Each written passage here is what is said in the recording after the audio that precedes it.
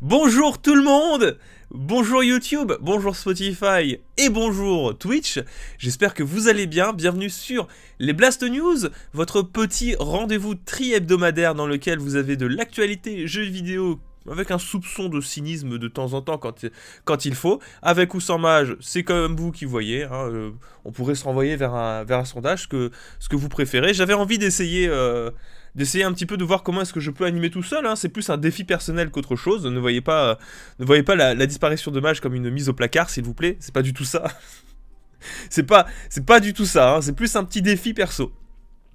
Alors, du coup, aujourd'hui, dans ce sommaire de mise à jour, je parlais de mage, excusez-moi, je parlais de mise à jour.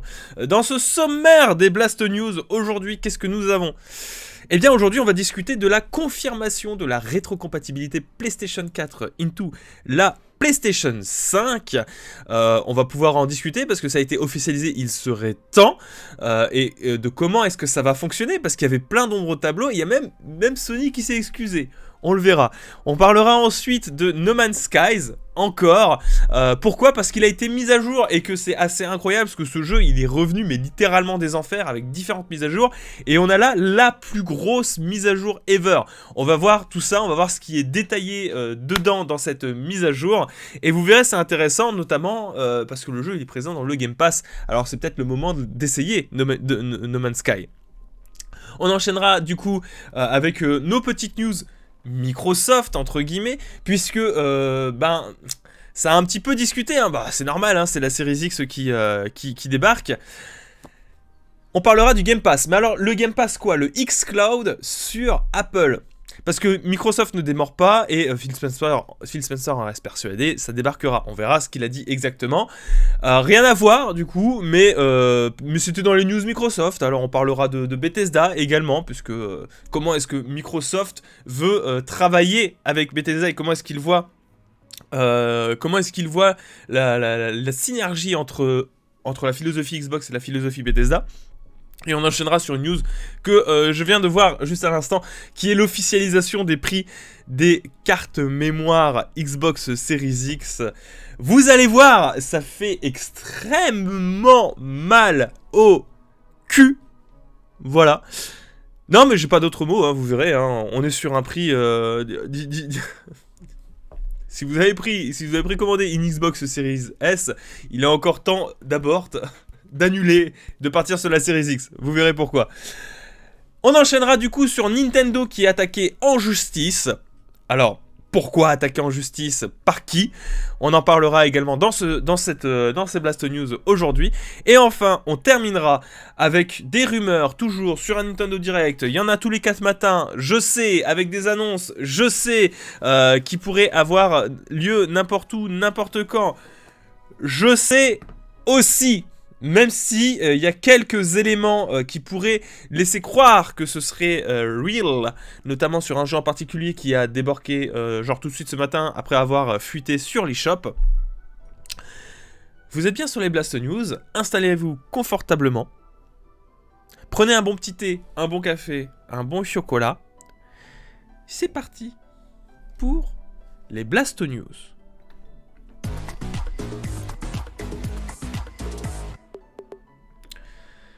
La news qui commence, qui suit, la première news, du coup, va préciser la rétrocompatibilité PlayStation 4. Parce que, alors, Sony nous avait assuré que 99%, on va se la jouer produit d'entretien, Sony nous avait assuré que 99,9% des jeux vidéo seraient rétrocompatibles sur PlayStation 5, des jeux vidéo PlayStation 4 sur PlayStation 5.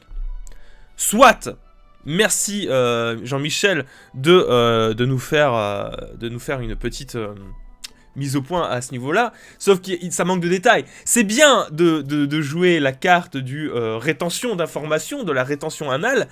Problème, il y a quelques petits détails qui nous échappent. Comme, les gars, vous aviez proposé 2 versions de votre PlayStation 5, notamment une sans CD. S'il n'y a pas de rétrocompatibilité... S'il y a une rétrocompatibilité physique, et uniquement physique, comment je fais ? Si j'ai des jeux que j'ai achetés sur le store PlayStation Store, comment je fais Non, parce que c'est vrai, quoi, les gars, ce serait peut-être bien de donner davantage de détails. C'est pas comme si la console sort dans 1 mois et demi. Je sais pas, dites des choses. Bon, Sony a présenté ses excuses et a précisé que, puisque les jeux PlayStation 4 sont rétrocompatibles sur PlayStation 5, la console peut aussi lire les jeux en version physique ou dématérialisée. Voilà. Donc si tu comptes jouer à tes jeux PlayStation 4 sur PlayStation 5 en version physique que tu possèdes déjà, il faudra absolument que tu prennes la version physique. Voilà, donc prenez la version qui peut manger des CD. Cela dit, si vous étiez jusque-là essentiellement un joueur démat et que vous avez acheté plein de jeux sur le store, ce qui est tout à fait possible, et je pense aussi à... moi j'ai acheté des jeux sur le store où on m'a envoyé des codes également que j'ai pas envie de perdre, vous voyez, qui sont sur ma PS4 aussi.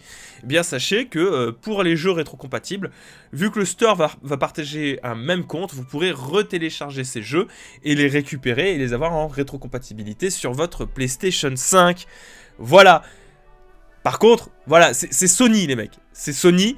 Ne vous attendez pas à ce que vous puissiez récupérer une version numérique d'un jeu que vous avez acheté en physique. Faudrait pas déconner. Quand même, non, faut... Ce serait trop beau. Ce serait beaucoup trop beau. Ah, j'adore ça. J'adore ces changements de génération. Alors, voilà, si vous tenez à vous... Je comprends après que vous n'y teniez pas.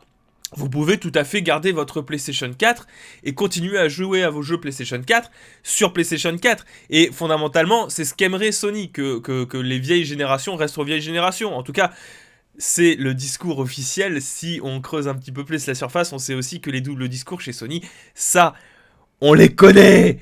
On les connaît. Cela dit, voilà, si vous aviez l'intention et de profiter de la rétrocompatibilité PlayStation 4 de vos jeux PlayStation 4 que vous possédiez en physique, mais que vous n'avez pas forcément les moyens ou que vous croyez dans le dématérialisé, parce que aujourd'hui le dématérialisé c'est plus une guerre de chapelle que véritablement voir qui a raison ou qui a tort. Il n'y a pas vraiment de raison ou de tort, il y a des avantages à jouer aux deux et des inconvénients à jouer aux deux aussi. On va pas se mentir là-dessus, faut pas non plus cacher la vérité. Il y a des avantages à jouer au dématérialisé. Même si personnellement j'estime que le physique c'est beaucoup mieux, mais soit, admettons, si vous prenez une version non dématérialisée de la PlayStation 4 et que de la PlayStation 5 et que vous souhaitez continuer à jouer à des jeux PlayStation 4, il y a tellement de jeux sur PS4, vous pouvez me dire, vous avez tout découvert, surtout qu'avec le changement de génération, les gars, on est dans le meilleur moment, on va arriver d'ici, entre maintenant et l'année prochaine, on va être dans le meilleur moment pour découvrir des jeux PlayStation 4. Ça va coûter... rien du tout, ça va coûter de moins en moins cher les jeux PlayStation 4, donc c'est peut-être le meilleur moment de s'y mettre. Bah, ne prenez pas une PS5 sans lecteur de disque si vous partez du principe que vous voulez quand même découvrir un petit peu. Ou alors, gardez votre PlayStation 4. C'est peut-être mon conseil que je vous donne. Si vraiment vous voulez une PS5 démat pour le démat, gardez votre PS4. Gardez votre putain de PS4. Voilà, parce que vous ne pourrez pas transférer, entre guillemets, avoir une version numérique d'un jeu physique. Après, bon, bah, si vous êtes démat depuis Day One, si vous êtes dématérialisé Day One, déjà, je serais curieux de voir l'état de votre disque dur ou de vos disques durs sur votre PS4. Si vous êtes un full démat, sachez que vous pourrez récupérer un fichier numérique d'une console à l'autre. Maintenant se posent d'autres questions. Mais là c'est plus Microsoft et Sony. Quoique Microsoft a donné des indices là-dessus et on sait qu'on pourra le faire. Sony, on n'a pas d'indication sur les transferts de sauvegarde. On sait qu'on ne pourra pas transférer de sauvegarde de Spider-Man PS4 into Spider-Man PlayStation 5. C'est un fait. Mais pour les jeux rétrocompatibles, est-ce que je pourrais transférer mes sauvegardes d'une console à l'autre? Mieux, est-ce que je pourrais transférer du coup mes données déjà installées sur ma PlayStation 4 qui sont rétrocompatibles sur PlayStation 5 d'une console à l'autre, comme ce qu'on fait d'habitude? Eh bien, figurez-vous que même ça, on n'a même pas d'informations là-dessus, tellement Sony dit rien. Et dites-vous qu'on est à 1 mois et demi de la sortie, et on sait même pas à quoi va ressembler le menu de la console. Et c'est important, le menu de la console, hein, faites pas genre, c'est quand même très important. Bref, beaucoup de questions, très peu de réponses, ça commence à devenir assez pénible. Je sais pas ce que vous en pensez, mais ça commence à m'échauffer.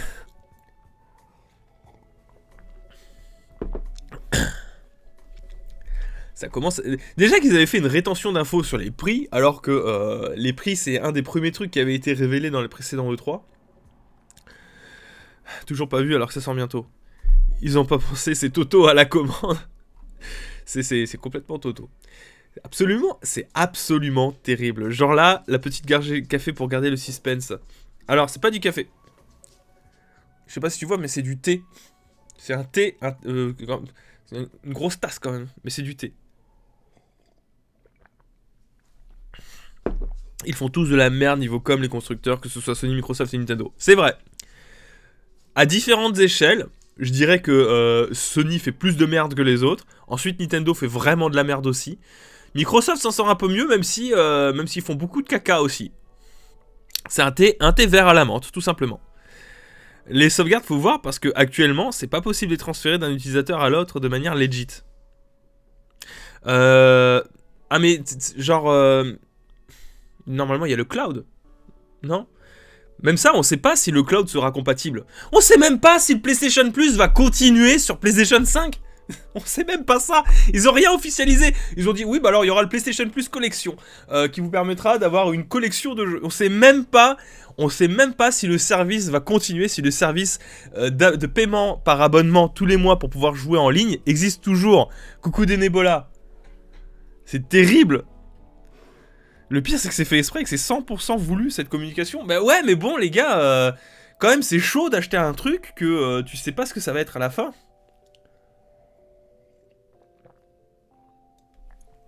Bref, on va pas s'attarder plus longtemps là-dessus. Ça reste compliqué, malgré tout. On va passer à la news qui suit. Alors, la news qui suit, c'est un petit peu une success story américaine avec cette histoire de No Man's Sky. On sait pas non plus si c'est Persona 5 ou Persona 5 Royal sur le PS Plus. Alors, j'ai pas envie de jouer les chieurs, mais est-ce que vous savez que Persona 5 Royal a un logo propre à lui? Si vous n'avez pas vu le logo Royal, c'est que c'est Persona 5 normal. Ok, bonne promenade. Au pire, je viendrai le récupérer. Du coup, on parle de No Man's Sky. No Man's Sky qui était vraiment un jeu de merde à la sortie. Qui du coup a eu plein de mises à jour en 4 ans. Et qui de plus en plus est méga intéressant. Et je veux dire, c'est ouf tout ce qui a été apporté. Il y a une connotation très jeu d'horreur dans l'espace maintenant. Vous avez enfin des gros vers de terre qui vont sortir de sous terre. Vous avez le craft qui s'est amélioré. Vous pouvez faire du housing. Vous pouvez faire un milliard de trucs. Vous pouvez avoir des exosquelettes, des mechas. Il y a des mechas dans No Man's Sky aujourd'hui. Et fondamentalement, à partir du moment où tu rajoutes des mechas, des Nebola est présent, est-ce que de facto ça n'en fait pas le meilleur jeu du monde? C'est la question que j'ai envie de vous poser. Sachant qu'il est disponible sur le Game Pass, donc vous payez le premier mois d'abonnement à 1€ pour l'essayer, ça vous coûtera 1 balle, si ça vous plaît pas, vous vous cassez. Aujourd'hui, ça vaut largement le coup de s'essayer à tout ça. Eh bien, aujourd'hui encore, est diffusée une toute nouvelle mise à jour de No Man's Skies, nommée No Man's Skies Origin. Ah, je pensais qu'ils auraient détaillé le patch. Alors... on va le taper sur Google, écoutez, patch No Man's Skies. Tac. Yap. Voilà. Et alors là-dedans, il y a beaucoup de choses qui ont changé. Que ce soit des améliorations graphiques pour les PC. Ça fait un plaisir de discuter avec toi. Un plaisir aussi, Lupin. À une prochaine. De nouveaux algorithmes de génération de planètes, avec notamment de nouvelles planètes qui ont été créées. Génération de terrain pour les planètes existantes n'a pas été affectée, les bases des joueurs n'ont pas été réinitialisées. Il y a eu 1 milliard de mises à jour qui ont été faites sur No Man's Skies, et je trouve ça méga intéressant, j'ai grave envie de m'y mettre. Genre vraiment, le rendu des planètes a été considérablement amélioré, diversité des couleurs, diversité d'éclairage, nouvelles plantes, nouvelles roches qui ont été ajoutées, les planètes brûlées peuvent devenir volcaniques, planètes luxuriantes ont également une chance de devenir des marais ou des marécages, chaque planète a une petite chance d'être infestée de croissance extraterrestre. Les joueurs PC avec une qualité visuelle planétaire définie sur Ultra verront l'herbe et d'autres éléments décoratifs rendus sur plus grande distance. Bref, on a toute une amélioration de rendu atmosphérique. Hein. Le jeu est complètement changé. Encore une fois, aujourd'hui, c'est plus le même jeu. C'est plus le même jeu. Rendu de nouveaux systèmes solaires. On a une nouvelle faune planétaire. On a une nouvelle météo planétaire. On a de nouveaux bâtiments. Des vers de sable, des nouveaux commerçants, une refonte de l'interface utilisateur, un mode photo, de nouvel artisanat, des mises à niveau du multi-outil, de l'interférence du portail et plein d'autres corrections qui, je suppose, concernent éventuellement des bugs. No Man's Skies est sorti en 2016. Ça a été une vraie bouse à sa sortie, décriée en tout point. Dès la première mise à jour, le jeu était déjà plus intéressant. Aujourd'hui, petit à petit, ça devient une expérience à ne pas rater. C'est incroyable, hein. Tous les jeux ratés qui ont eu droit à devenir excellents après une sortie catastrophique, comme FF14, Fallout 76 jaloux. Oui, parce qu'apparemment Fallout 76 c'est pas si ouf que ça, la mise à jour Westlanders. Bon, je le redownload. C'est le pire dans tout ça, parce que vous dites oui mais Ico c'est un DLC, non. C'est pas un DLC.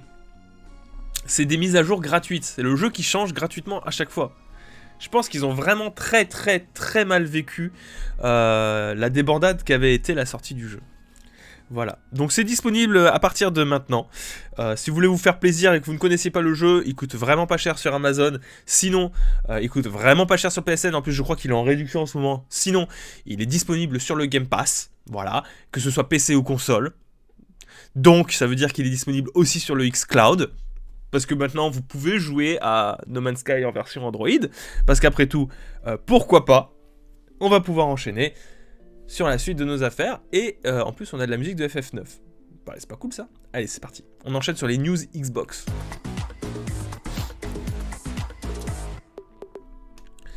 Avant de commencer, je vais hors cadre pour me moucher.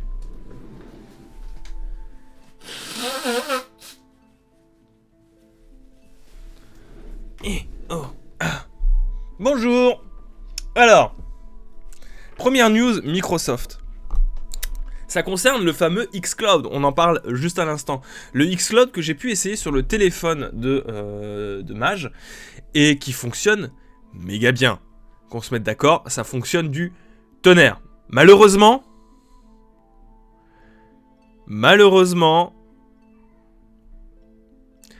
c'est pas disponible sur iPhone. Et ça m'emmerde. Ça m'emmerde de pas l'avoir sur App Store en réalité, cette application Game Pass, parce que je suis dans l'environnement Apple personnellement, et j'ai pas le droit d'y jouer, que ce soit sur ma tablette ou soit sur mon téléphone, alors que ça pourrait être tellement simple. Et on est sur, pour moi, la meilleure offre disponible actuellement.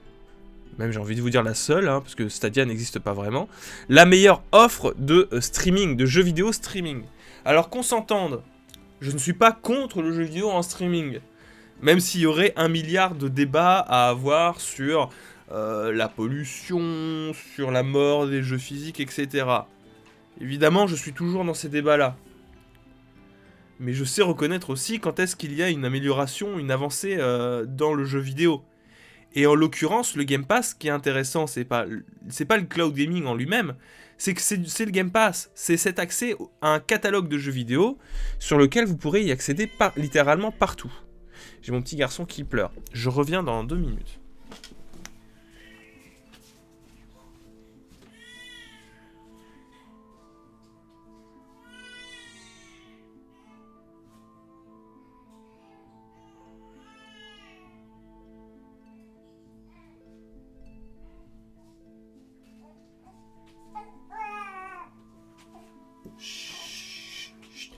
Mon papa va travailler un petit peu, tu te calmes un peu, d'accord? Alors, je vais essayer de pas vous montrer sa tête quand même. Désolé. Alors, je disais quoi? Excusez-moi, je suis un peu gêné du coup, parce que bon, je vais essayer de pas montrer sa tête. Hop. Alors, ce que je disais du coup, Alexandre, si tu veux bien écouter. Euh... Oui, il n'y a pas de Game Pass actuellement. Le Game Pass Ultimate n'est pas disponible sur les téléphones Apple. Pour une raison très simple. Wow, tu pues quand tu pètes, c'est terrible. Pour une raison très très simple. T'arrêtes de vouloir te montrer à la caméra, s'il te plaît? Pour une raison très simple. Au pire, tu désactives la caméra. Ah ouais, pas con, je vais faire ça.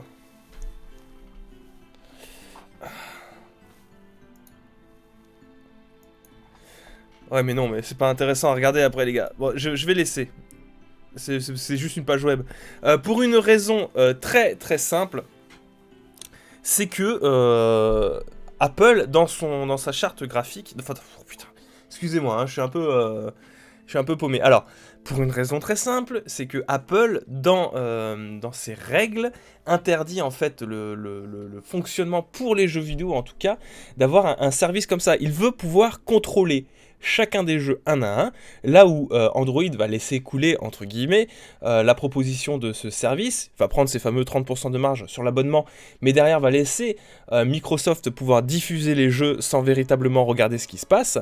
Eh bien, en réalité, Apple veut avoir un contrôle direct sur chacun des jeux un à un, qui vont être rendus disponibles sur le Game Pass, et c'est même pire que ça, c'est-à-dire que, idéalement, si Microsoft voulait, dans l'état actuel des choses, pouvoir diffuser le Game Pass sur App Store, il faudrait que, un à un, vous alliez faire valider les jeux, que vous alliez chercher les jeux dans l'App Store même, et non pas dans l'application Game Pass Ultimate. Elle est là la problématique actuellement. Microsoft a dit non. Bonjour Nejda. Microsoft a dit non, c'est pas comme ça que ça fonctionne. En termes d'utilité pour le public, ça ne peut pas fonctionner. On refuse, c'est non, c'est trop chiant de faire comme ça.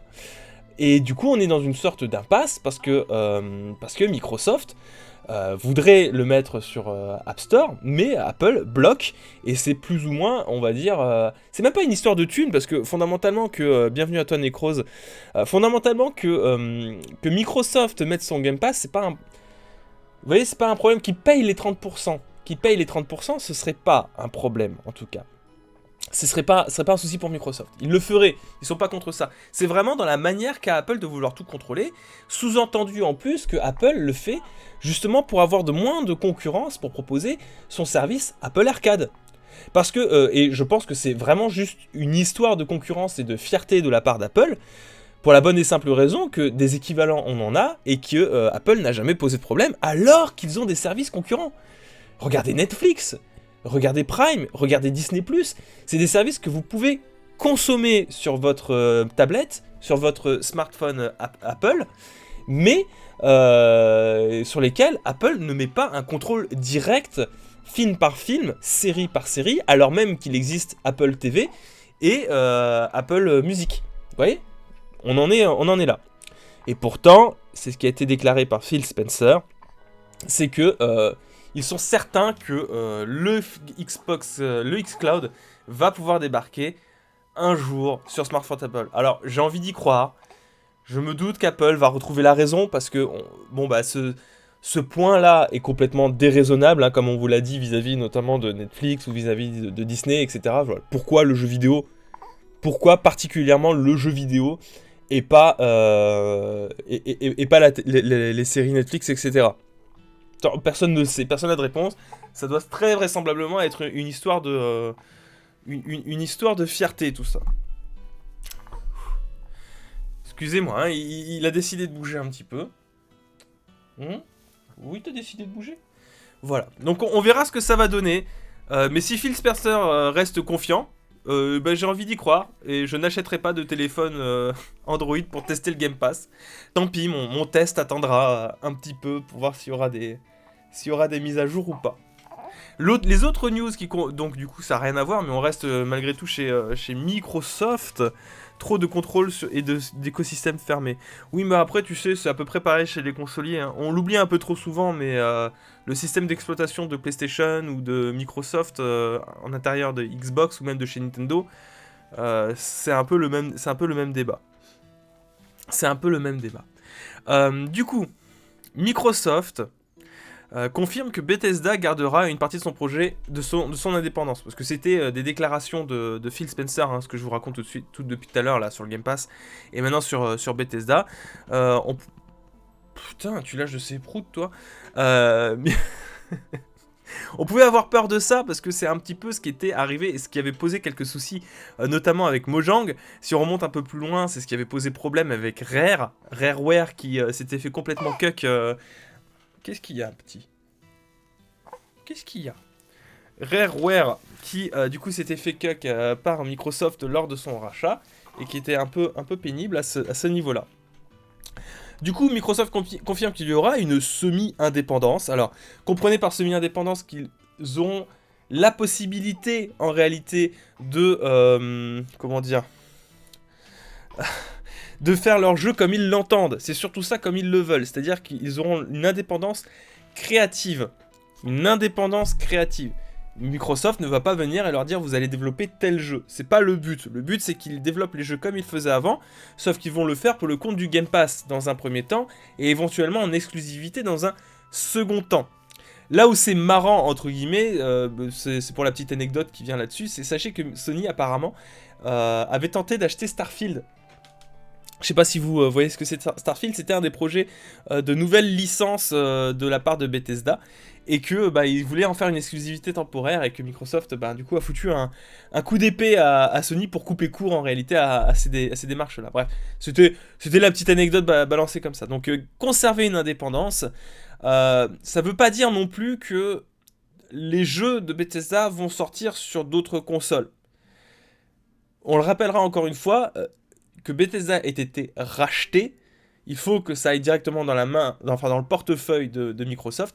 Ce qui est intéressant avec Bethesda, encore une fois, c'est que l'essentiel de leur public est sur PC, que ce soit Doom, que ce soit Elder Scrolls, que ce soit Wolfenstein, que ce soit Fallout. C'est essentiellement des ventes qui se font sur PC, ensuite sur PS4 et ensuite sur Xbox. Ok, il se squeeze il se squeeze l'aspect PlayStation, mais déjà de le sortir sur PC et ensuite sur Xbox, ça va faire chier dans un premier temps, certes Steam, parce qu'on peut imaginer que peut-être ça reviendra pas sur Steam. Et encore, je dis ça, mais c'est aussi vite arrivé sur Steam aussi. Mais ça restera sur des jeux qui pourront débarquer sur PC, et le reste, ça se fera au cas par cas. À voir donc, mais personnellement, je vois pas quel intérêt aurait Microsoft, bon, un intérêt pécunier, hein, mais c'est très certainement un intérêt pécunier, mais à ne pas mettre en avant le fait qu'ils aient racheté Bethesda pour un prix quand même assez intéressant. Je digresse. Oui, je digresse aussi encore. Effectivement. Désolé, hein, c'est dur hein, d'essayer de calmer un petit en même temps qu'on essaye de pouvoir avancer nos petites histoires. Autre news, et du coup c'est celle qu'on a vue juste avant qu'on ne commence ce stream.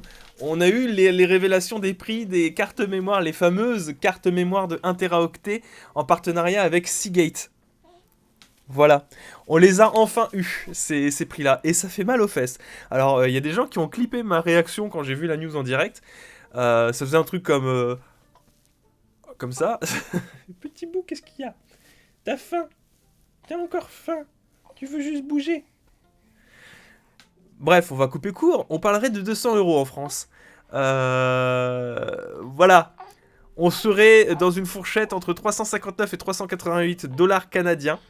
Best Buy les proposerait à 219 $, ce qui correspondrait à 189 €, mais connaissant les tarots français, on serait plus aux alentours de 200 € français.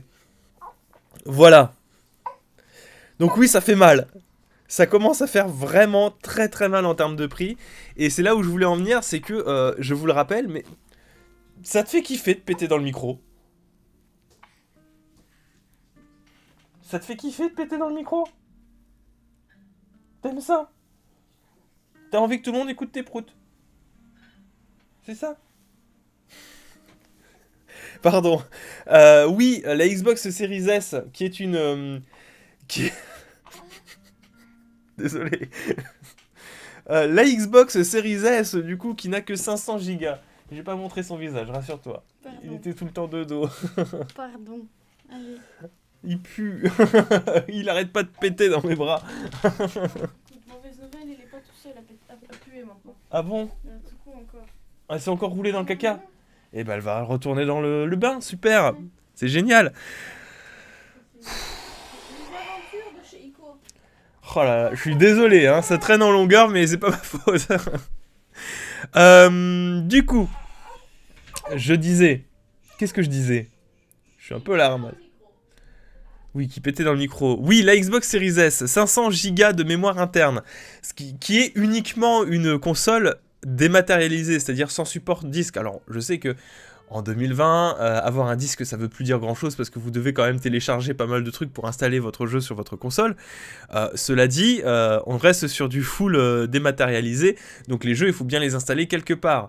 Et 500 Go, ça représente au mieux, allez, 6 jeux. 6 jeux à 90 Go, 5 jeux à 100 Go. On n'a pas eu d'informations sur les poids d'installation des jeux, mais enfin, si déjà tous les jeux disponibles sur le Game Pass sont rétrocompatibles, si déjà vous installez Flight Simulator, vous avez la moitié de votre disque dur qui s'en va. Vous avez la moitié du disque dur qui s'en va si rien que Flight Simulator est installé. Sea of Thieves, alors Sea of Thieves il pèse combien? Hop, afficher des détails. Il a combien là, Sea of Thieves? Je peux pas afficher des détails sur... comment est-ce que je peux afficher des détails? Allez. Bref. Sea of Thieves, il est très lourd. Ça c'est con, je peux pas voir directement les détails de mon compte, c'est assez pénible. Bref, c'est très lourd, hein, comprenez-le. C'est très lourd. Et rien que là, vous avez déjà pas mal de jeux qui sont installés un petit peu sauvagement et qui peuvent prendre toute la place sur votre Xbox Series S. Donc faites très attention, acheteurs de Xbox Series S, prenez en compte que vous allez être très vite limité par la mémoire interne de votre console. Déjà que sur Series X, ça va être un peu pénible aussi à gérer, mais vous allez très vite être limité. Il va vous falloir des extensions de mémoire. Le problème de ces extensions de mémoire, c'est qu'on ne vous demande pas de faire un simple stockage, il faut pouvoir booter les jeux, et c'est du NVMe, vous ne pourrez pas booter des jeux depuis un disque dur standard, ni même depuis un SSD, pour vous dire. Il vous faut un SSD NVMe qui soit compatible avec la Series X ou la Series S. Donc, amis qui avaient précommandé la Xbox Series S, faites attention, parce que virtuellement, la carte mémoire pourrait coûter presque aussi cher que la console. Voilà, c'était là que je voulais en venir. Ico, tu as pensé à faire la pub de Instant Gaming sur ce stream? Non, j'y ai pas pensé.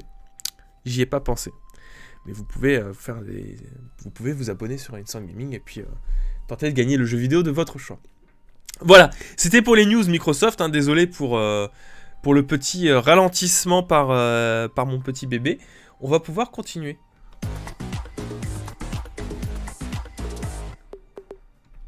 Alors, on passe sur des news Nintendo maintenant. C'est les 2 dernières news Nintendo qui vont rester. Alors, déjà, la news Paglop. Qu'est-ce que c'est? C'est l'UFC Que Choisir qui part en guerre contre Nintendo et les Joy-Con Drift. Est-ce qu'on me place un peu de contexte? Est-ce que je vous raconte ce qui s'est passé? Bon, vous le savez, le Nintendo a quelques petits soucis avec ses Joy-Con. Est-ce que j'ai pas des... Maintenant, j'ai même pas de Joy-Con sous la main. Bravo Florian. Je sais pas où tu les as foutus.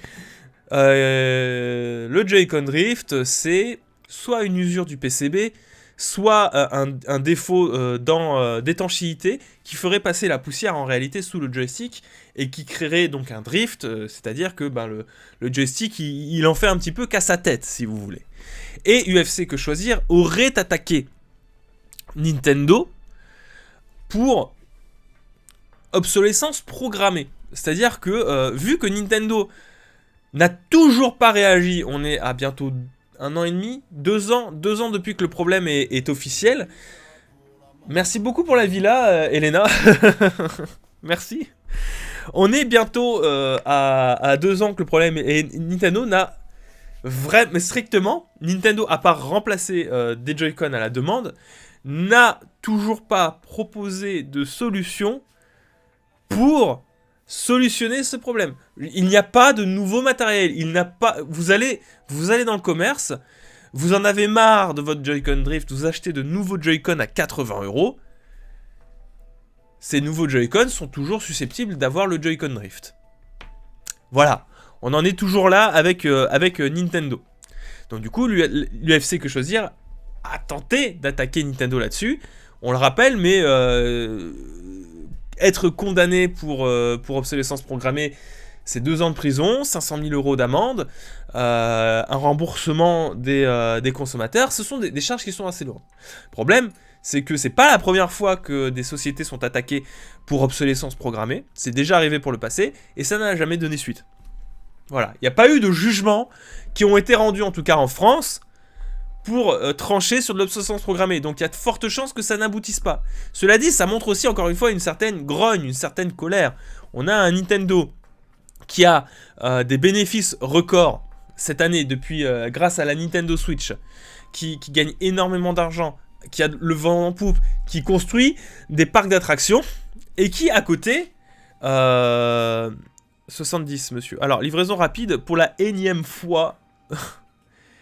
Quand je donne des prix, je donne les prix maximum conseillés. Voilà, 70 €, vous pouvez les avoir pour moins cher, effectivement, mais les prix maximum conseillés sont de 80 balles.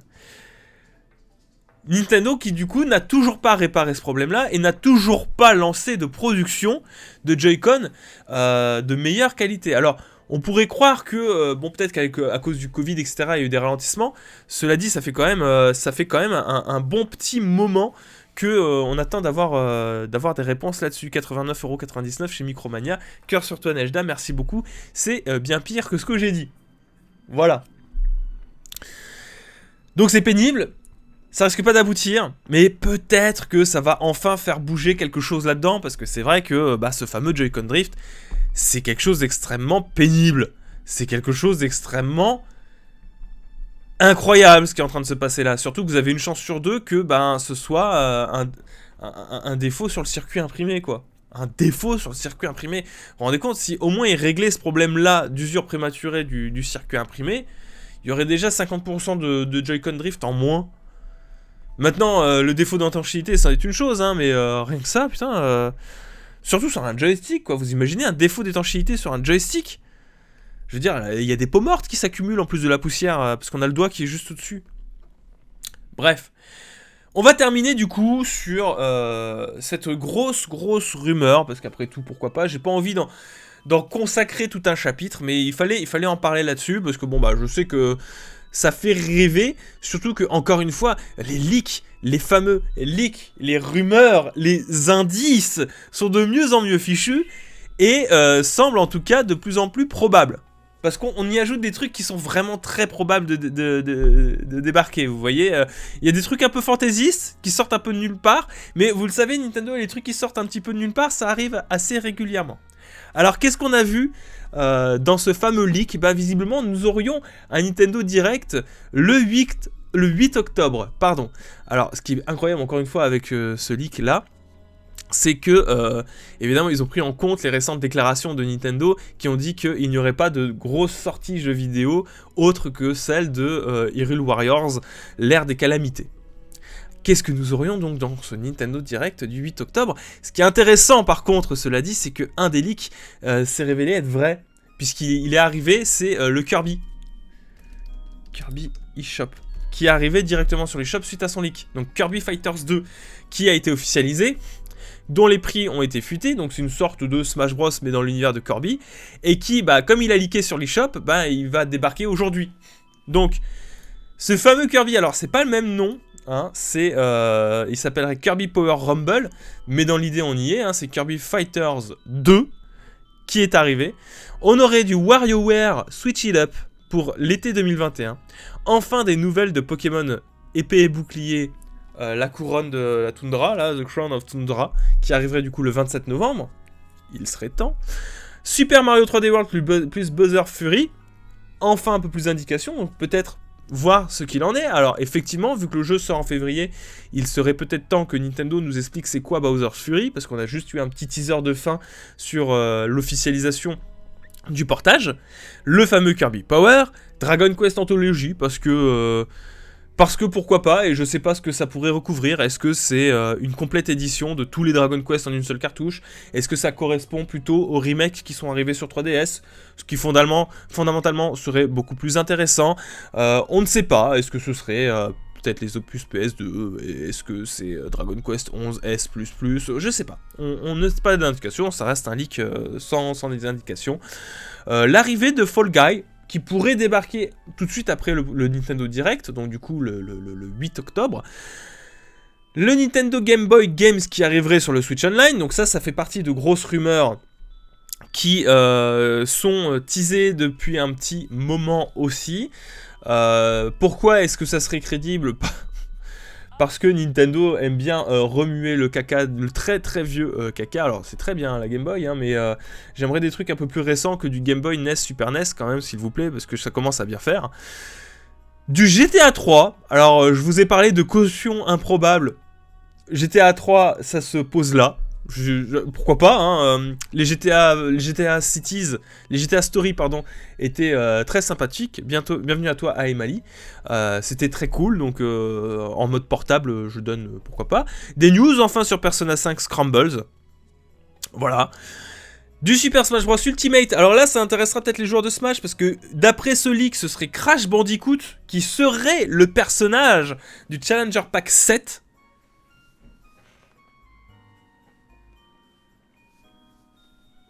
Crash Bandicoot. Alors là aussi, il y aurait une logique à le mettre. Hein. Crash est une licence qui essaye de revivre et qui essaye de réoccuper un certain terrain, qui a connu son heure de gloire à une époque. C'est peut-être l'un des derniers personnages avec Spyro, même si je pense que Crash est quand même beaucoup plus populaire que Spyro, qui a été une véritable frénésie à une époque et qui revient sur le devant de la scène aujourd'hui. Donc entre entretien de cette nouvelle hype et respect de son ancienneté, Crash effectivement est un personnage qui pourrait être intéressant. Alors là, c'est ultra improbable. Un DLC de Super Mario 3D All-Star avec Super Mario Galaxy 2.